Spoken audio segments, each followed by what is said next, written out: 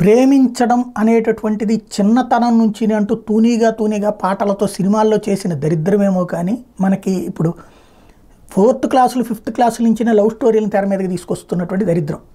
సినిమాల్లో చిన్నప్పుడు హీరో హీరోయిన్ల పాయింట్లను ప్రజెంట్ చేస్తూ ఉంటే అది పిల్లల మెదళ్లలో నిక్షిప్తం అయిపోతుంది. దాని పర్యవసానం 18 ఏళ్ళు నిండని ఒక అబ్బాయి తన వయసులోనే ఉన్నటువంటి ఒక అమ్మాయిని ప్రేమ అన్నాడు. ఇద్దరు కలిసి సరదాగా తిరిగారు. అయితే అమ్మాయి ఇంట్లో తెలియగానే వార్నింగ్ ఇచ్చారు, ఆపారు. దాంతో ఆ అబ్బాయి 17 ఏళ్ల మైనర్ పిల్లాడు ఆత్మహత్యా ప్రయత్నం చేశాడు. తల్లిదండ్రులు కాపాడారు, రక్షించబడ్డాడు. కానీ సినిమా స్టైల్ పగ వాడిలో వచ్చింది. ఈ పగకి సినిమా స్టైల్లో కొత్త కాన్సెప్ట్ కనిపెట్టాడు వీడు.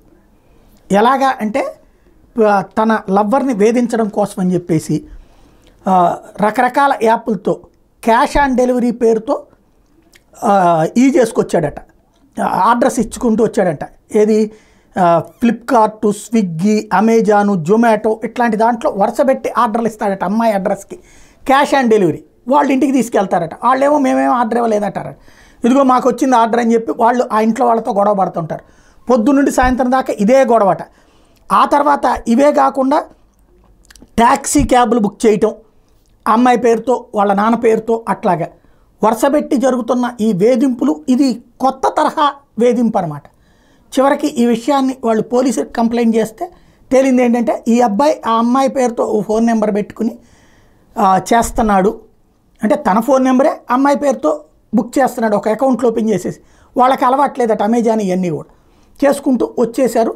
ఇది పెద్ద ఎత్తున జరిగింది అన్నటువంటి విషయం తేలింది. ఇప్పుడు ఆ బాలుండి అదుపులో తీసుకుంటే మైనర్ కావడంతో బాలూరు ప్రత్యేక కోర్టులో ప్రవేశపెడితే కోర్టు సూచనలతో కౌన్సిలింగ్ ఇచ్చి ఇంటికి పంపేశారు. ఇప్పుడు ఇలాంటి క్రైమ్సే పెద్ద సమస్య.